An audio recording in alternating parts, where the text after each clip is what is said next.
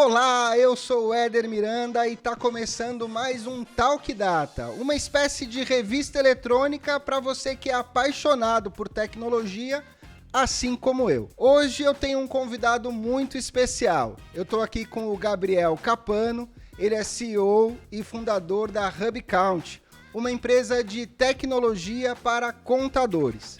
E para começar, eu já queria mandar aqui um feedback. Alô, Eduardo, meu contador. Faz 15 anos que você cuida das minhas empresas e você nunca foi tomar um café comigo, tá certo? Então, ainda me cobra 13º. Olá, Gabriel. Tudo bom? Tudo bem? Éder? Bom Tudo dia, bom, obrigado pela disponibilidade de vir falar aqui com a gente no Talk Data. E para começar, eu também queria te perguntar, CEO de startup anda mesmo só de helicóptero? Não anda de helicóptero. Anda do que tiver que andar, né? Eu, por exemplo, cara, já peguei ônibus para visitar cliente de ficar 15 horas dentro de um ônibus e ir pro interior de Minas Gerais, que só chega de ônibus, não tem nem avião para chegar. Ah, boa. Vamos começar por aí. Como é que tudo começou? Fiz um ano lá na UFBC, né? Fiquei estudando um ano lá na UFBC. Eu queria fazer não, né? Eu fiz engenharia aeroespacial lá. Você fez o quê? Engenharia aeroespacial. Você queria pilotar foguete? Eu queria fazer foguete. Fazer foguete. Inclusive é interessante que hoje na Hub a gente está patrocinando um grupo lá da USP de São Carlos, da UFSCar, que eles estão com um projeto de fazer foguete, chama Projeto Zeus. Que demais. Então eu acho que demais. Tá na veia. Mas eu acabei ficando um ano lá, não terminei, né? Até porque eu comecei a empreender muito cedo, comecei com 18 anos a empreender. E a UFBC é difícil, né? Não é fácil, assim, fácil entrar, difícil é sair de lá formado, né? Porque a faculdade ela é muito... exige muito, né? Você realmente tem que estudar e se esforçar. E aí eu não conseguia conciliar a empresa que eu tinha acabado de abrir com... Interessante. Cara, você falou agora, né, que começou a empreender muito cedo, com 18 anos. É possível, então, começar, falando aqui para os jovens que assistem a gente, é possível começar a empreender tão cedo, teoricamente com pouca experiência, e chegar tão longe quanto a Hub está hoje? Olha, é possível porque eu fiz. Eu recomendo? Não recomendo. Não recomendo porque você não... Pô, tinha 18 anos, eu não sabia de nada. Não sabia nem o que era um CNPJ, o que era uma empresa, como é que se tocava uma empresa. O que eu sabia fazer era programar. Isso eu fazia muito bem na época. Até pela minha idade eu fazia realmente muito bem e continuo fazendo, inclusive até hoje, né? Mas eu acho que se eu tivesse tido um pouco mais de experiência no mercado de trabalho, não entrado logo de cara no empreendedorismo, acho que as coisas iam ser um pouco mais fáceis do que elas foram, né? Então, é possível, não recomendo fazer, porque, bati muita cabeça com coisa que... Conta aí. Desafios. Com 18 anos, empreender, vou fazer aqui um negócio. Como é que começou? Como é que foi o seu primeiro... Você foi fazer um site? O que acontece? Acho que tem que começar um pouco antes ali, né? Aprendi a programar com 14 anos, queria fazer um jogo, achei um tutorial na internet, fui lá e fiz o tutorial. Aprendi a programar, gostei bastante daquilo, comecei um técnico de informática, fiz, e eu gostava de programar, mas no técnico eu olhei assim e falei, cara, não quero trabalhar nessa área de tecnologia, não sei, as pessoas lá não me pareciam um ambiente que eu gostaria de estar, né? Os professores e tal, né? Não me brilhou os olhos. Só que eu já tinha o sonho há muito tempo de construir foguetes. Então, nerd, né? Raiz, né? Via Star Trek, todas essas coisas, né? Star Wars, enfim. E isso me apaixonou, eu era bem apaixonado, continuo sendo bem apaixonado por isso. E eu queria construir foguete. O que eu tenho que fazer para construir foguete? Uma faculdade que me ensine a fazer foguete. E aí eu comecei a estudar. Genial. Comecei a estudar para o ITA. Percebi que era impossível passar naquela prova, ia ter que ficar estudando um tempo absurdo para passar. Você tem ideia? Sério? Tinha uns simulados, né? Aí tinha um simulado lá de matemática, que a nota era de 0 a 10. Eu tirei, 0,75. Nerd do jeito que você já era, você tirou 0,75. E fui o segundo da sala. Caramba, e eu falei, cara, não, isso daqui... Pô, e aí eu reduzi um pouco a régua, falei, pô, vou prestar engenharia aeronáutica lá na USP São Carlos. E eu prestei, passei para a segunda fase, e na segunda fase eu fiquei em 60º ali, de 40 vagas, então eu acabei não entrando ali logo depois que eu saí do ensino médio. E aí eu não tinha dinheiro, né, para pagar o cursinho, eu tinha tido uma bolsa no cursinho, então eu ia ter que trabalhar para pagar o meu estudo para eu tentar de novo. E aí eu comecei a trabalhar como desenvolvedor. A entrevista foi muito engraçada, porque, assim, foi meu primeiro emprego. Fui numa agência de... Isso era São Paulo? Que ano? Em São Paulo. Uhum. O ano era 2012, se não me engano. Incrível. Fazem 10 anos, já tô ficando velho também. E aí, bom, cheguei lá para fazer entrevista na agência, o cara me deu o teste lá. Pô, fiz o teste rapidão, eu gostava de programar, então... Pô, um teste técnico, assim. Um teste técnico. E aí o cara olhou, gostou, perguntou pra mim, quanto que você quer ganhar? Eu não sabia de absolutamente nada, quanto que um programador ganhava, enfim. Você falou 20 paus. Falei, pô, um salário mínimo. E aí eu comecei a trabalhar, pô, começa no dia seguinte, consegue começar amanhã? Eu falei, consigo, não tô fazendo nada, né? Mas assim, era o dinheiro para eu pagar o meu cursinho e as outras despesas, e ainda sobrava um dinheiro para eu sair no final de semana por mês, né? Então para mim tava ótimo. E aí eu comecei a trabalhar nessa agência, continuei o cursinho, eu queria passar em engenharia aeronáutica na USP.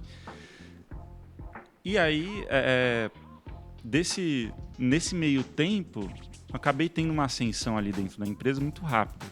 Então, pô, eu comecei com um salário mínimo, passou 1 mês e meio, dobraram o meu salário. Aí depois passou mais 1 mês, pô, dobraram de novo. Só que eu trabalhava lá com uma tecnologia que era ASP Clássico, né? O pessoal de tecnologia que tá vindo aí... ASP Clássico. Eu não queria trabalhar com aquilo, eu queria trabalhar com tecnologias mais novas, né? Dentro dessa cepa ali da Microsoft. Não existe mais ASP Clássico, né? Existe. Em projeto novo, né? Não, quer dizer, ninguém começa mais com isso. Deve ter gente que começa, né? Mas aí, pô... O projeto morre na primeira semana. Cara, eu queria trabalhar com .NET, que era, na época, mais recente ali, né? E eu falei, pô, vou sair dessa empresa aqui e vou para outra. E aí eu fiz isso. E tudo isso ainda fazendo cursinho, porque eu queria estudar engenharia aeronáutica. Construir foguetes.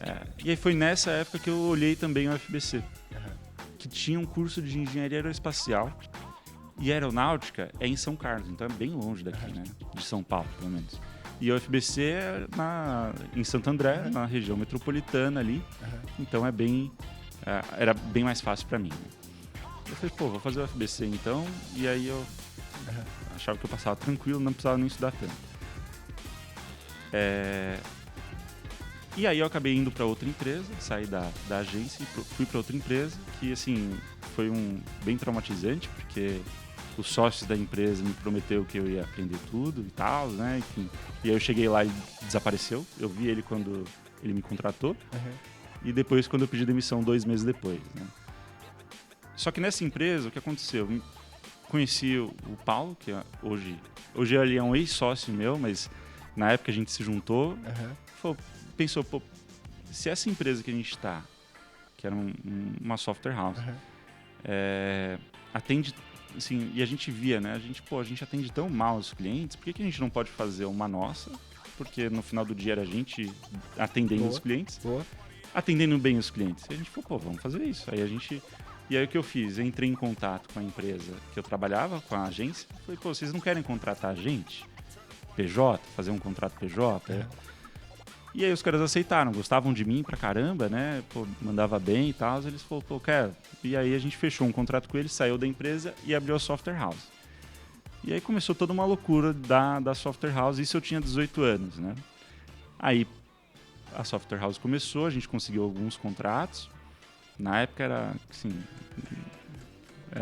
se fosse eu hoje, eu falava, cara, como é que eu aceitei essas coisas, né? Porque eram trabalhos assim, pô, ganhar muito pouco, trabalhar muito, né? Hoje, enfim, serviu de aprendizado, né? Sem dúvida. Mas é um erro que é o que a gente comentou no começo, né?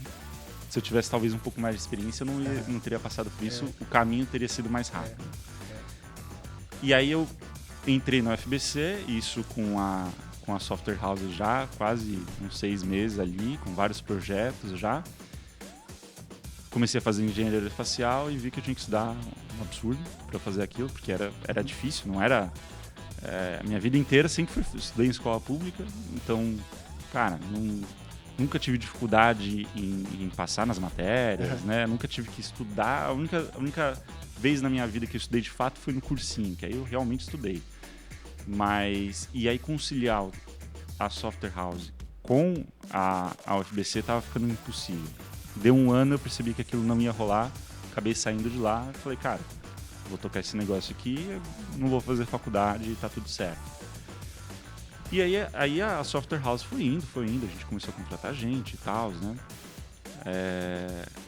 A gente começou a atender grandes empresas, Grupo Pão de Açúcar, Açaí, enfim, várias outras.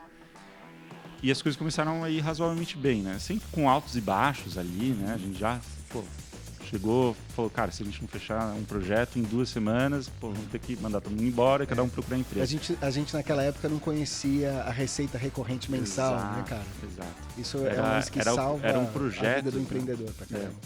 Era um projeto, então, você acabava um projeto, tinha que começar outro, né? E era uma loucura. E eu não era vendedor, não tinha ninguém vendedor na empresa, a gente nem sabia vender.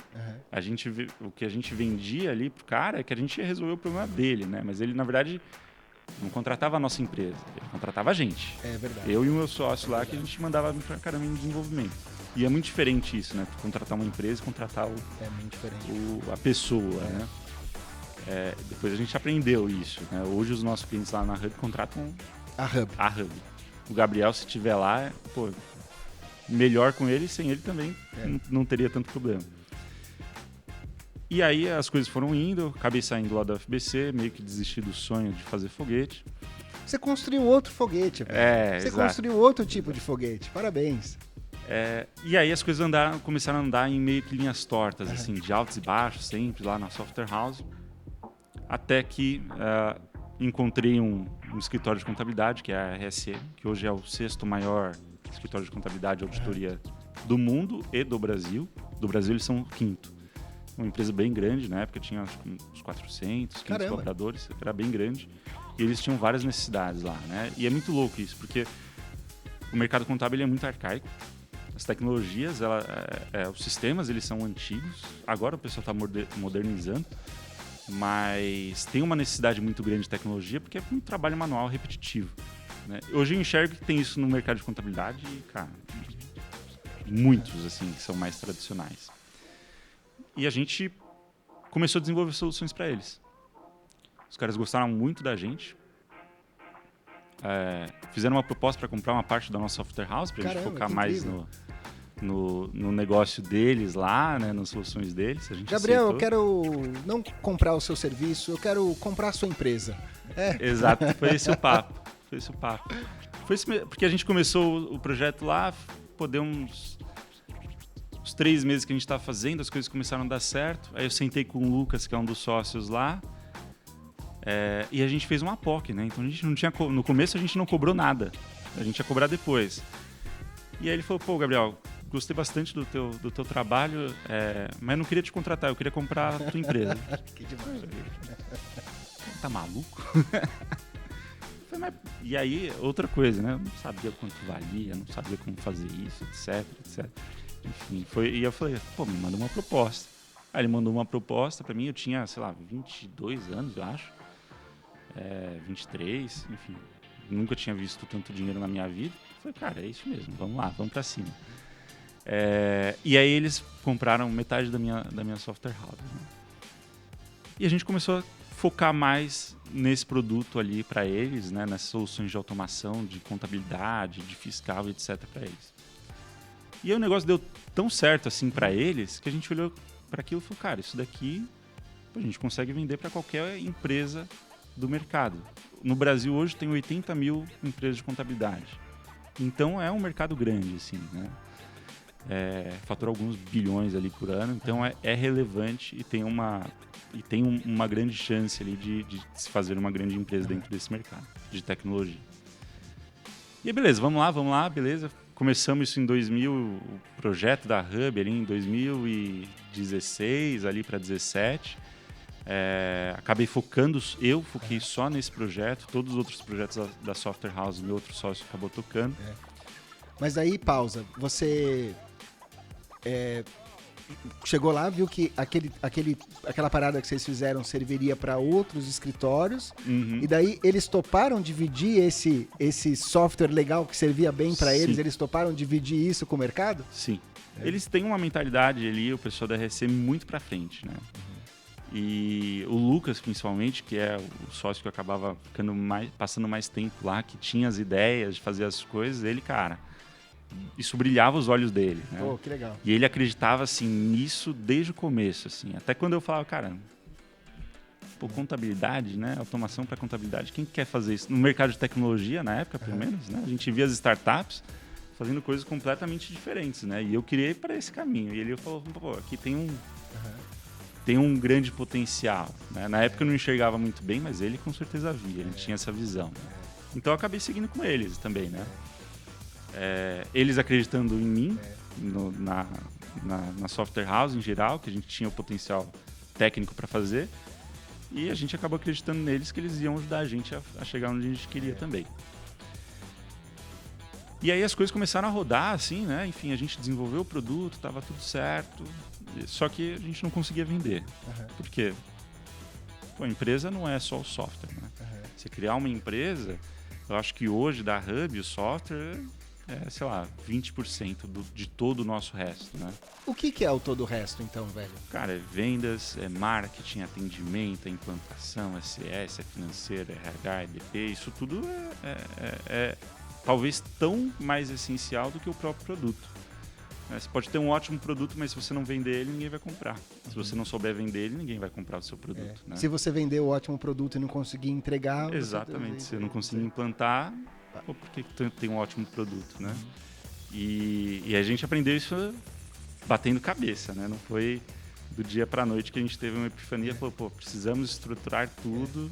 Porra, e daí no café ali você me falou daquela feira, o evento, a exposição da galera da Conta Azul. Isso. Quem era o Gabriel naquele dia e quem se tornou o Gabriel 2 dias depois? Essa história é boa. Cara, ficou até arrepiado disso daí, porque foi realmente, assim, algo, transformador, assim, né? Isso foi no final de 2018. A Hub, ela já tinha nascido, mas a gente tinha... O cliente era a RSM, né? E a gente já estava gastando muito dinheiro no produto, desenvolvendo o produto. E a gente falou, cara... Juntou todos os sócios lá da RSM, a gente falou, cara... ou vai ou racha, né? Esse negócio tem que acontecer. O nosso deadline ali era o final de 2018. E aí a gente preparou o produto. Um produto com todas as funcionalidades, tudo funcionando, tudo testado, aprovado e tal, né? Não. Tinham vários problemas no produto, né? Mas assim, dava pra usar, né? Tinha muita coisa ainda para fazer, obviamente, tinha muito bug, né? Mas assim, funcionava. Talvez não o perfeito, mas funcionava. E aí a gente foi para essa feira do Conta Azul Con de 2018, final de 2018, que ali era o evento de, se a gente não sair daqui com 2, 3, 5 clientes, uma ideia, né, de que o negócio vai dar certo, vamos parar por aqui, não gastar mais dinheiro, vamos tentar fazer outra coisa. Né? Isso estava meio que todo mundo já tinha entendido que era mais ou menos isso. E a gente foi pro evento, e aí a empresa era eu, né? Meu outro sócio, ele tocava dos outros projetos e eu tocava esse projeto em específico. A empresa então era eu, e aí foram os outros sócios da RSM pra gente ir lá e apresentar o produto pros contadores, né? Tem foto desse dia? Tem foto. Manda pra gente, nós vamos publicar nas nossas redes também. Tem foto, cara, stand cheio, lotado de gente, assim, o pessoal puxando a gente pra mostrar, foi uma loucura, assim, cara. E a gente chegou no evento, ninguém conhecia a gente era novidade, a gente pegou um stand lá. E a gente começou a apresentar as coisas, né? E até que chegou, assim, passou umas 2 horas do evento ter começado. Aí um cara virou e falou assim, gostei, quero fechar, como é que eu faço? Gostei, quero fechar, onde é que eu pago? Como é que eu faço?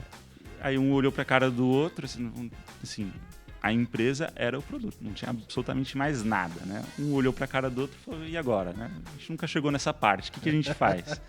Não tinha sistema financeiro, não tinha nada, assim, nada, nenhum contrato, zero. E aí eu abri uma planilha Excel. Cara, passa aí teu CNPJ, teus contatos, número de telefone, e-mail, etc, etc. Fui colocando todo mundo que queria fechar nessa planilha.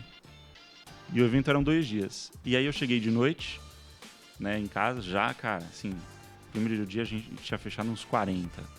E o fechado não era, pô, assinado, não existia nem contrato, né? Era, pô, quero contratar. Apertava a mão assim, tá contratado, vou te mandar o boleto tal dia. É muito louco porque isso nem faz tanto tempo, né, velho? É, fazem 4 anos, né? Quase 4 anos. Muito Quase louco. 5 anos, né? Vai fazer 5 anos. E aí, cara, chegou de noite, peguei o primeiro sistema financeiro de emissão de nota que eu vi, cadastrei todo mundo lá, mandei nota, boleto. Que foi o Conta Azul, tenho certeza. Na época foi o Asas, que só emitia boleto e nota, era isso que ele fazia. E aí, pô, mandei lá os boletos, entreguei, mandei um monte de e-mail, né, digitando um a um lá, criava a conta do cara, mandava um e-mail com login e senha do cara e tal, tá aqui teu acesso. E foi. Aí no segundo dia, no primeiro a gente fechou acho que 40 e no segundo dia mais 60. Pô, que demais. Ou seja, a gente saiu de 1 para 100 em 2 dias. Pô, que demais, cara. E aí assim, nesse tempo inteiro, né, assim, tiveram altos e baixos emocionais também, né? E aí eu saí de lá, cara, assim, um pouco completamente em êxtase, assim, que sabe? demais, Tipo, cara, parecia um sonho de verdade, né? Que Porque, demais. pô, eu tava naquele projeto desde 2017, era 2016, eram quase 3...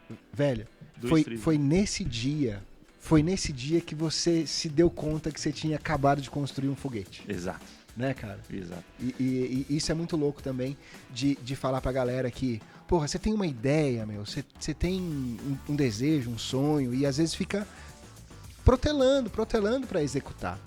Então, nós estamos escutando a história do Gabriel, que, pô, com 18 anos eu não tinha experiência, mas foi empreender. Aí tinha um produto que nem tava ainda, pô, 100%, tinha ali uns bugzinhos, mas, cara, vamos botar no mercado e vamos ver o que acontece. Eu acho que tem muitas coisas no empreendedorismo que, ok, o planejamento é essencial e não sei o quê, mas você tem que se abrir pro improvável. Você tem que se abrir para surpresa, você tem que se abrir para as inconsequências boas, né, que a vida pode estar te reservando também, né? Eu acho que qualquer história de qualquer empreendedor de sucesso, na história dele ele errou muito mais do que ele acertou, né? E os erros fazem a gente aprender muito mais do que qualquer acerto. Uhum. E, cara, trocando ideia aqui, você é super equilibrado, super zen. Você sempre foi esse poço de tranquilidade? Não. Cara, eu passei por muito na software house ali, né? Até mais ou menos 2017 eu passei por vários períodos de burnout, em que eu trabalhava muito, produtividade absurda, e pô, ficava um mês sem conseguir sair da cama, sem conseguir fazer nada, velho. juro. E, pô, era super estressante, assim. E é um ciclo vicioso, porque você não sai de casa, daí o telefone toca mais, daí as pessoas ficam mais pé da vida contigo, daí você não entrega muito mais coisas, e aí o burnout aumenta, é isso, né? Isso, assim, prejudicava muito, né? E aí depois eu entendi que era um problema que estava só na minha cabeça, né? Quem criava esse problema era eu. Fale-me mais sobre isso. Acho que o burnout, no meu caso, né, ele vinha de muita ansiedade de eu querer fazer as coisas o mais rápido possível, mas de talvez tentar fazer coisa que é impossível. Então, pô, a gente pegava um projeto, era para entregar em um mês. Pô, eu entregava em um mês, mas eu virava sei lá quantas noites ali no mês e estragava toda a minha... E aí chegava, eu tava completamente exausto. E aí você, cara, isso não faz nenhum sentido, né? E também da própria cabeça, né? De ficar pensando, por exemplo, lá quando a gente fechou vendeu a parte da software house, começou a fazer as coisas da Hub e tal, cara, eu não era o sócio majoritário e eu era o único que eu trabalhava.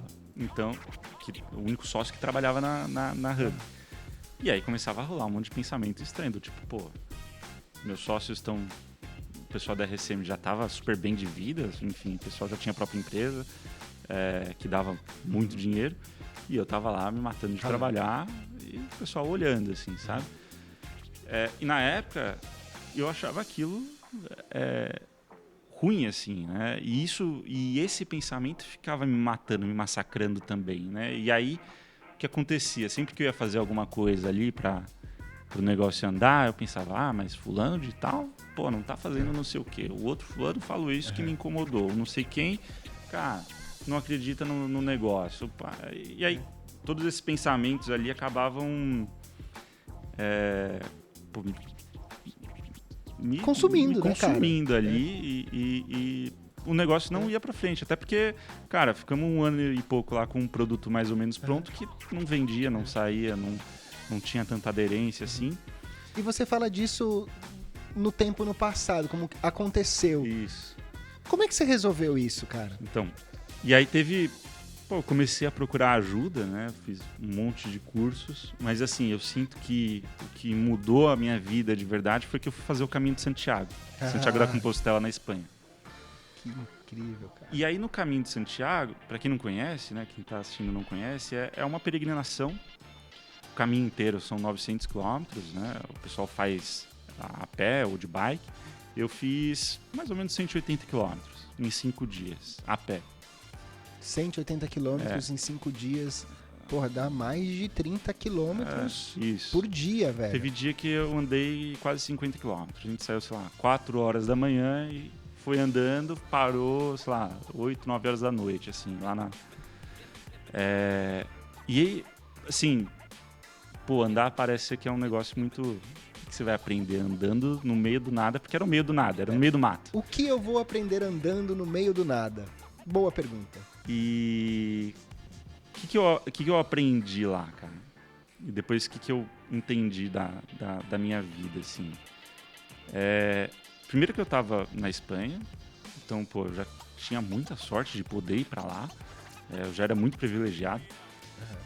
E o caminho, você sai de manhã, uma mochila nas costas. No meu caso, eu tinha na minha mochila água e uma troca de roupa. E a roupa que eu tava. E a gente ficava em hostel.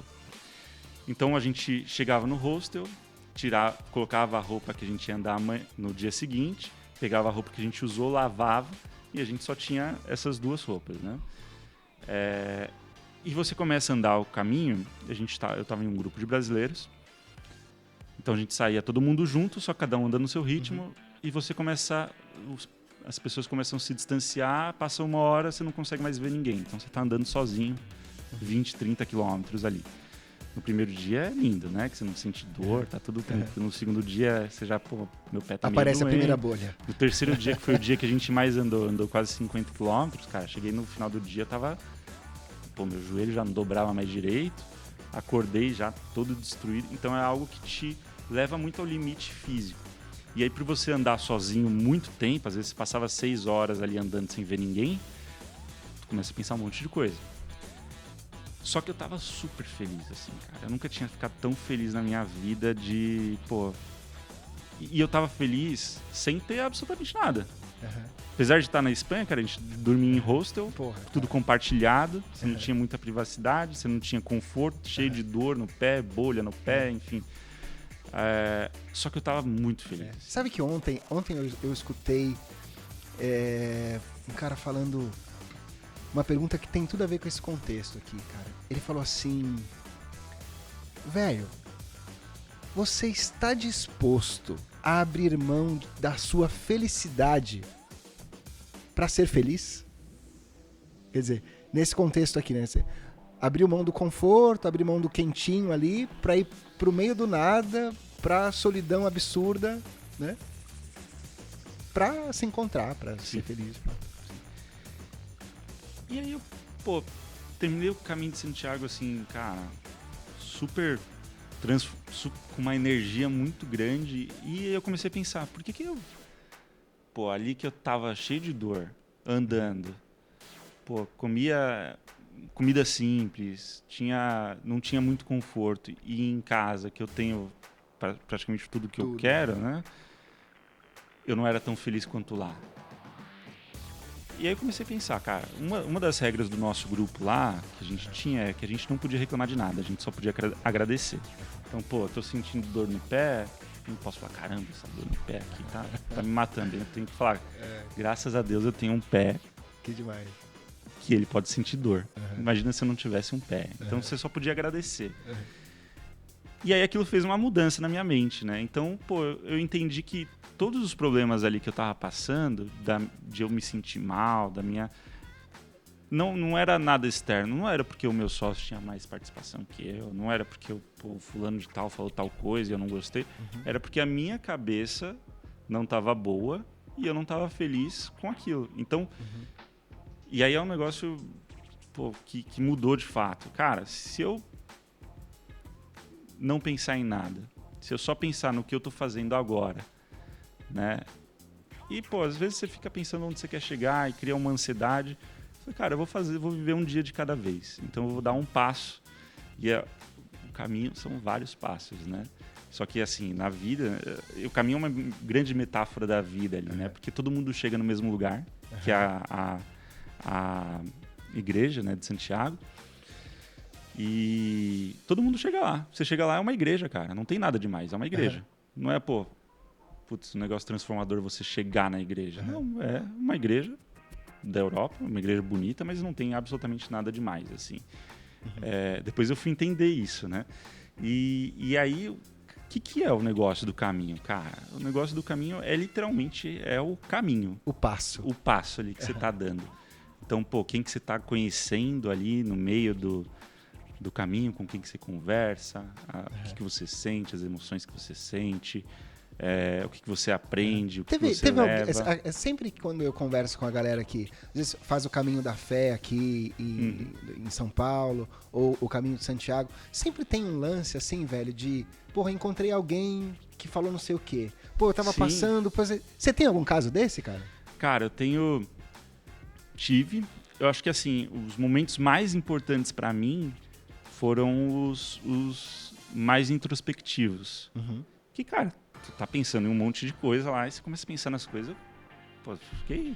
Teve uma parte lá que eu fiquei 3 horas andando, chorando, pensando nas coisas e aquilo, cara, me causou uma grande mudança, assim, no meu pensamento do que eu queria, tanto pra mim e do que era de fato a vida, né? Lá eu entendi que, assim, a vida, todo mundo vai chegar no mesmo lugar, né? Todo mundo, a vida inteira, todo mundo sabe, tem uma certeza que vai chegar no mesmo lugar. E o que realmente importava era o que eu estava fazendo. E muito louco. E você, Gabriel, quando você voltou, cara, renovado, né? Arrebentado fisicamente e cheio de energia ao mesmo tempo, você conseguiu fazer uma ligação entre tudo isso que passou lá e... colocando esse aprendizado, essa energia nova no business, cara? Você viu esse reflexo?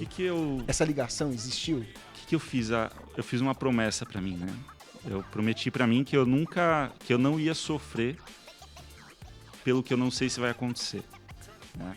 Eu não vou sofrer pelo que eu não sei se vai acontecer. Isso. Então eu ia viver todos os dias. E todos os dias eu ia entregar o que eu tenho de melhor, seja no meu trabalho, para as pessoas à minha volta. Às vezes o que eu tenho de melhor não é o melhor dos mundos, mas é o que eu consigo entregar de melhor. E aí, cara, isso me deu uma paz, assim, uma tranquilidade, do tipo, os problemas que eu tinha ali de cabeça, que eram as coisas que eu ficava pensando, cara, que eu não fazia mais nenhuma importância.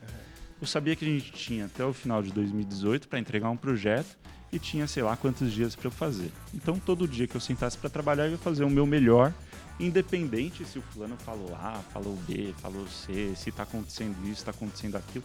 Cara, eu vou entregar o melhor que eu tenho. E aí, e aí as coisas começaram a andar, assim, e a gente preparou muito produto depois disso, né? A gente já tinha o produto, mas não estava muito bom.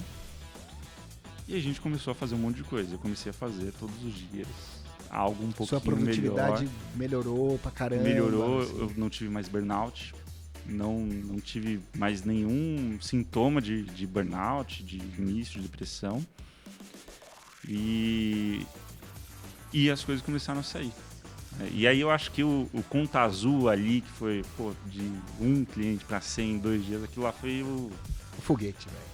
Aí eu falei, cara, realmente o que eu pensei de eu entregar o meu melhor sem pensar, isso funciona. E aí hoje eu sigo isso até hoje, né? E hoje, o que é a Hub Count, cara? Como é que é esse foguete que você construiu? Bom, a Hub, a gente fala que a Hub ela nasceu em 2018. Enfim, o projeto existia antes, mas assim, como organismo vivo, uma empresa de fato, foi no evento do Conta Azul. E o que a gente faz lá? A gente tem automação, né, e uma parte de BI também para empresas contábeis e grandes e médias empresas. Então a gente entrega para o contador, para a área de controladoria, enfim, uma ferramenta ali para ele ser mais produtivo e para ele conseguir gerar mais valor. Acho que você comentou do teu contador, né, que Alô, Eduardo! Nunca tomou um café com você, né? Isso é uma coisa do Brasil, né, cara? O Brasil, o empreendedor brasileiro, ele não é um empreendedor que estudou, né, para se tornar um empreendedor. Ele é um empreendedor, no geral, por necessidade. O cara não tem educação. E quem que é o maior aliado, deveria ser, né? O maior aliado ali do empreendedor no processo ali dele de se tornar um empreendedor de sucesso? Contador. O contador não deveria emitir guia de impostos. Daí é algo que o governo empurrou para cima das empresas de contabilidade. Porque o contador, eu tenho essa visão. Ele trabalha mais para o governo do que para mim, do que para o cliente, sabe? Sim. Mas não é porque ele quer. Até porque contabilidade não tem nada a ver com apuração de imposto, nem com entrega de obrigação. Isso daí não é contabilidade. Isso daí é um trabalho que o governo empurrou para as empresas e o contador acabou ficando com isso daí na mão, né? O trabalho do contador é estudar como a empresa ela funciona. Então, registrar qualquer tipo de operação que acontece numa empresa. E o pessoal, acho que a frase ali que define, né, a contabilidade, que é a ciência da riqueza. Então, é a ciência que estuda como uma empresa funciona. Contabilidade é a ciência da riqueza? Isso. Porra, que demais, cara. E aí, quando você pega eu vou falar um monte de nome que a maioria dos empresários não vão entender, e isso é um problema, um grande problema no nosso país, né? Quando você pega um balancete, que é um documento ali que mostra tudo que a empresa comprou, vendeu, enfim, tem de ativo, etc., cara, você tem uma foto da empresa de como ela está. E a maioria dos empresários não sabe interpretar aquilo. E aí é uma coisa muito louca, porque às vezes o empresário ele acha que ele está tendo um resultado positivo, porque ele olha lá no sistema financeiro dele e, tenho 100 mil em caixa, estou super bem. Só que você vai ver a empresa dele está dando prejuízo. Ele tem 100 mil em caixa por quê? Porque ele pagou... Ele recebeu antes. O cliente dele pagou ele agora. Uhum. E o fornecedor, ele vai pagar daqui 60 dias. Ou seja, ele fica com caixa lá, mas aquele dinheiro não é dele. Às vezes ele acha que é dele, mas não é. Ele vai ter que pagar aquilo ali. Então, a contabilidade, ela é, de fato, os dados contábeis é, de fato, a realidade da empresa, de verdade, né? Sem ter nenhum tipo de máscara ali, de interpretação errada. E saber ler isso é super importante para um negócio ter sucesso. Eu falo esse caso do cara... que às vezes acha que tem dinheiro, mas o dinheiro não é dele, mas, cara, lá a gente vê praticamente todos os dias. O cara vendendo com margem negativa. E olhando pro universo de clientes da Hub hoje, a gente pode falar que existem 2 tipos de contadores. Na minha opinião, na minha visão, os contadores são dinossauros. Eu não tenho visto contadores jovens. Eu até queria mandar um alô aqui para a FECAP, a maior faculdade de contabilidade aqui de São Paulo, para vir conversar com a gente, contar e melhorar essa história. Mas os contadores que eu conheço, pelo menos aqui na minha cidade, são gente que está há muitos anos nisso, né? Eles não são dessa geração da internet, né, da tecnologia. Então, acho que tem dificuldade em manusear com isso aí. Então, quem é o cara que tá dando atenção pra Hub? É aquele cara mais velho que acorda e fala, porra, deixa eu dar um up aqui no negócio? Ou são os departamentos de contabilidade das grandes empresas que, de repente, já tem uma geração mais nova aí? Quer dizer, a minha pergunta é, os contador velho, estão te dando bola, cara? Cara, assim, ó, vamos pensar em números aqui, né? São 80 mil escritórios contábeis no país. A gente tem 1.000 clientes, ali uns 200 são grandes e médias empresas, a outra parte são escritórios de contabilidade. Então a gente tem 1% do mercado contábil, né? Se a gente for olhar isso, a gente vê que assim, a maior parte do mercado não está atento às mudanças e não entendeu isso ainda, né? E aí, essa visão que você tem do contador é um problema do próprio mercado contábil. Então, acho que quem dá mais atenção para a gente acaba sendo os mais jovens, assim, né? Tem muito disso nesse mercado de contabilidade, do cara ter uma empresa há 50 anos e aí ser algo que ele passa pro filho dele e aí o filho dele fala, Pô, é verdade, cara. vou causar uma revolução aqui, É. entendeu? Então a gente está nesse processo dessas empresas mais tradicionais ir para a segunda, às vezes terceira geração, e aí essa nova geração trazer mais inovação ali, entregar um serviço diferenciado, que é o que eu estava falando, o contador deveria ser o principal aliado do empresário ali. É o cara que vai conseguir orientar ele mais e ensinar ele mais sobre como gerir uma empresa, né? Porque existe toda a parte de operação e existe a parte de gerir de fato uma empresa, né? De, qual que é o melhor... Sistema tributário. A melhor forma de tributação da minha empresa. Minha empresa está dando lucro, está dando prejuízo. Pode parecer algo simples, né? A sua empresa dá lucro ou prejuízo? Pois é. Eu só sei desses 100 mil que você falou aí. A galera não sabe, né?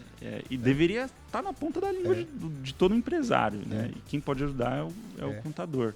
Então, você sabe que eu acredito muito que essas informações que a gente tem escutado mais recentemente por causa das startups, que é a LTV, CAC, Valuation, esse tipo de linguagem, a gente das empresas antigas, as empresas tradicionais, escuta e fala, peraí, aquela startup ali, ela falou de CAC, ela falou de LTV, ela falou de EBITDA.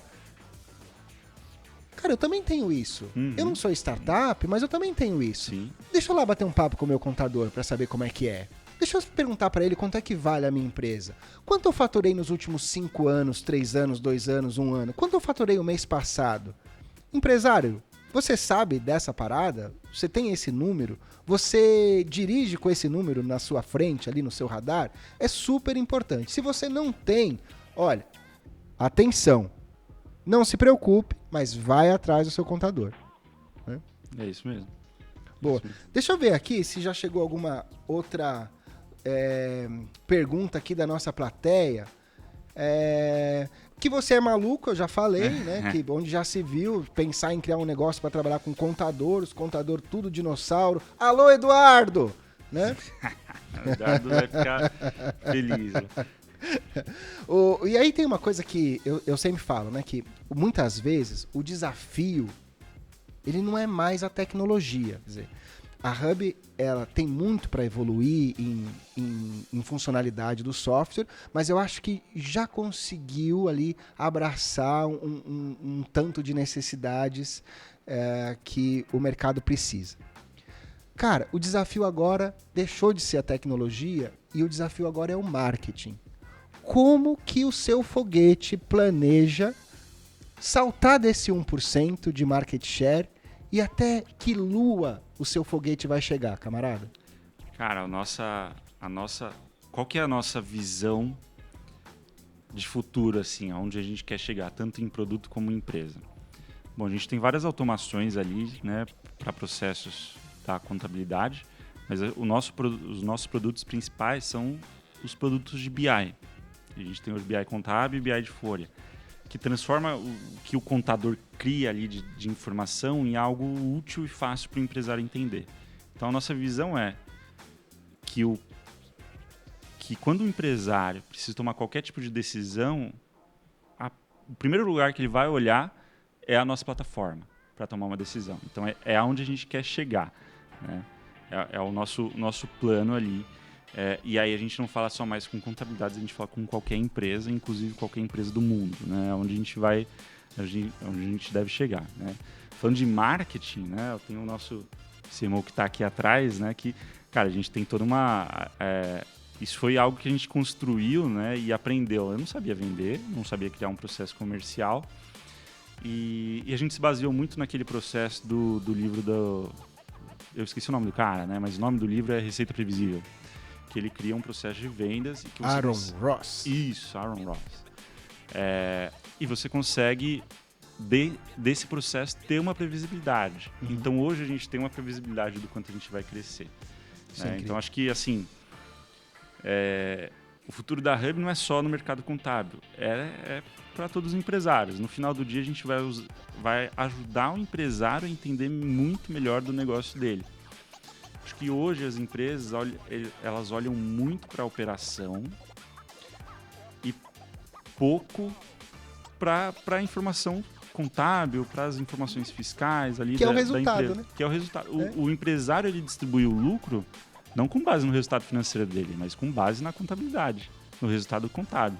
E olha só que louco, quando a gente vai falar de mercado de ação, o que o pessoal faz de análise? Analisa as demonstrações financeiras da empresa.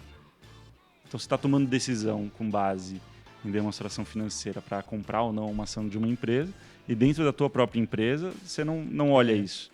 É muito doido isso, né, cara?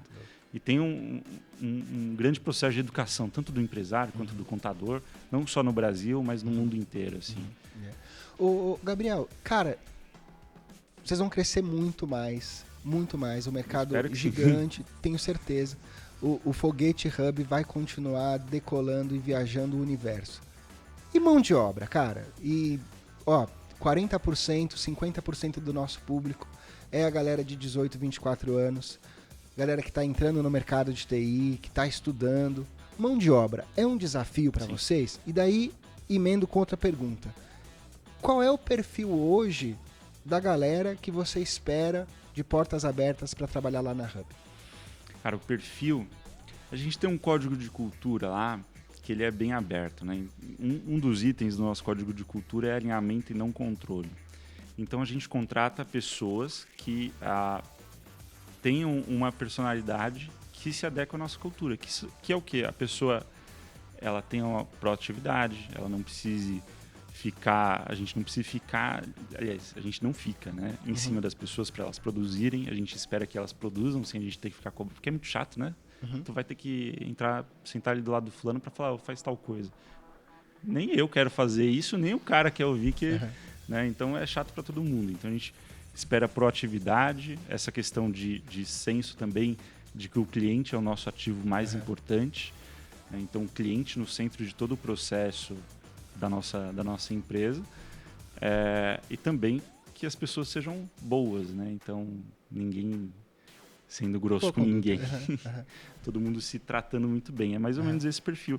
E tem sido desafiador encontrar essa galera? Qual a sua análise da ponto de vista da formação da galera hoje em dia, comportamento? A gente contrata muito jovem. Então, a gente acaba criando muitas pessoas lá dentro da Hub, né? E para a gente ter uma cultura muito forte, quando a cultura de uma empresa é muito forte, ela contamina. Então, contamina todo mundo que entra ali. Quando a cultura de uma empresa é muito forte, ela contamina. Que legal.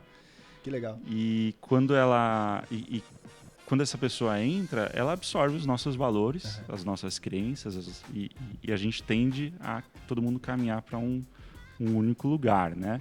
E assim, é sempre um desafio contratar gente na área de tecnologia.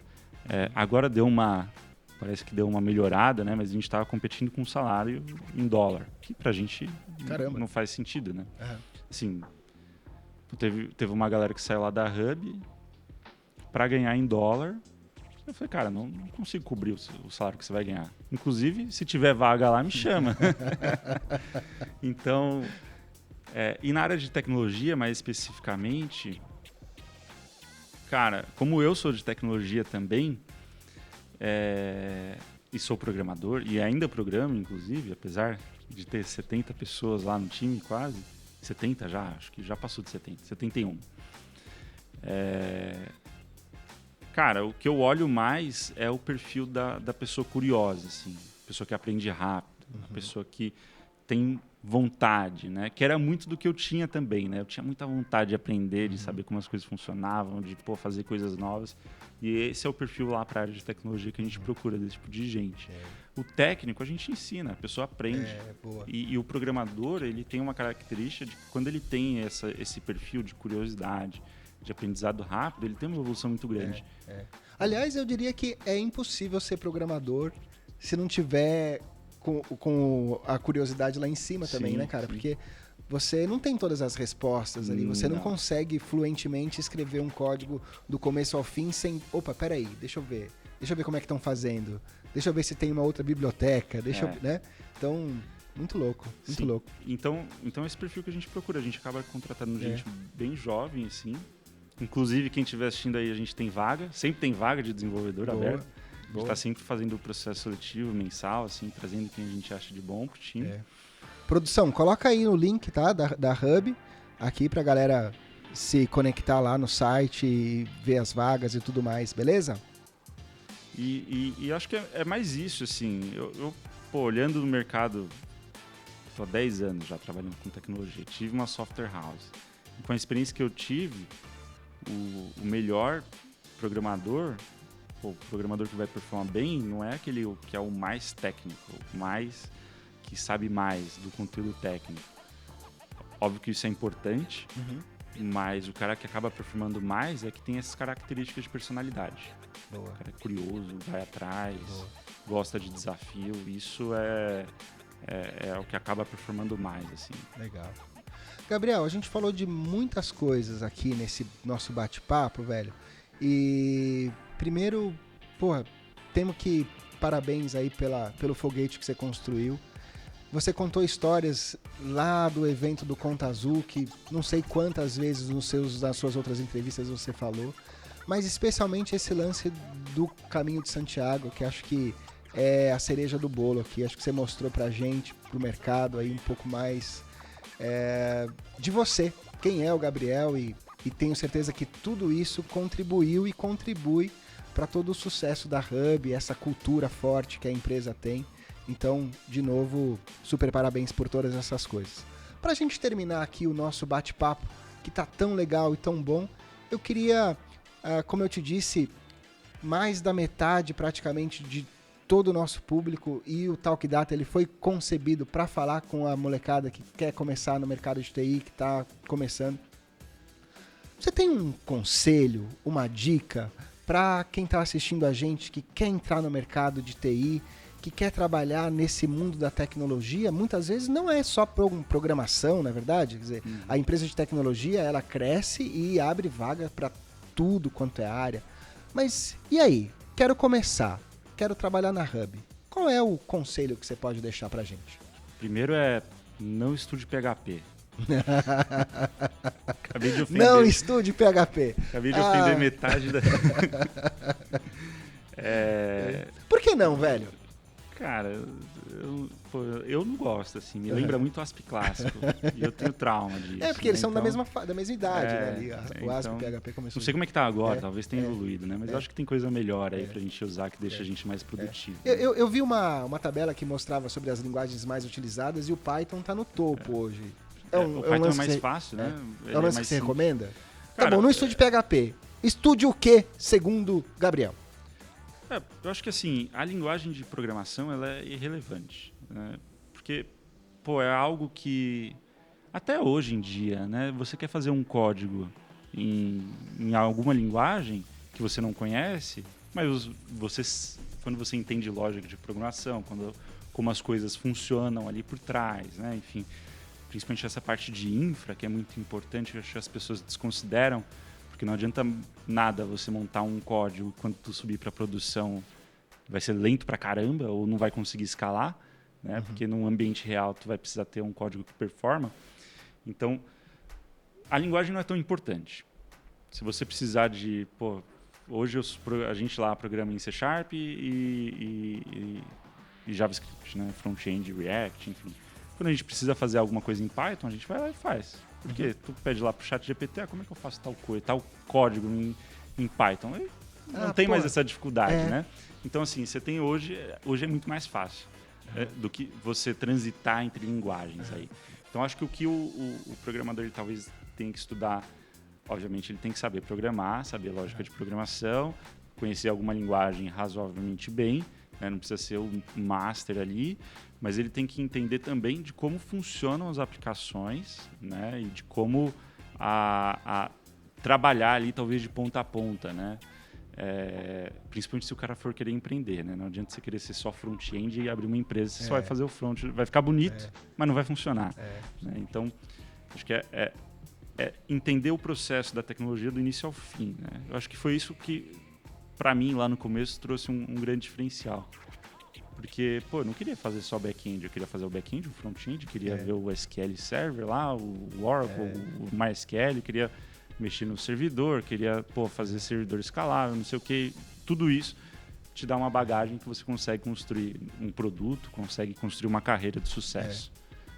Deram um nome bonito para isso, que é a tal da visão sistêmica. Isso. Eu também full stack, developer, enfim. Muito bom, muito mas bom. Eu acho que assim, todo programador ele tem que entender não só, eu sou front-end, mas eu tenho que entender como o back-end funciona também, porque senão você não vai conseguir se comunicar bem com o resto, né? E aí isso vai te gerar problemas e talvez não agora, né? Mas para frente ali na carreira. Legal. Sei se... sem dúvida, sem dúvida. Claro, ajudou. Sim. Não estude PHP, segundo o Gabriel. Bom, galera, eu espero que vocês tenham gostado desse bate-papo tanto quanto eu gostei. Agradeço demais ao Gabriel por ter vindo falar com a gente aqui no Talk Data. Um abraço especial para o Wesley Topani, que ajeitou tudo isso. Valeu demais. Deixe seus comentários, não deixa de seguir o nosso canal. Um abraço e até o próximo Talk Data. Show, pessoal. Obrigado também. Espero que eu tenha contribuído com algo. E um abraço para o Eduardo, seu contador. Valeu, Eduardo!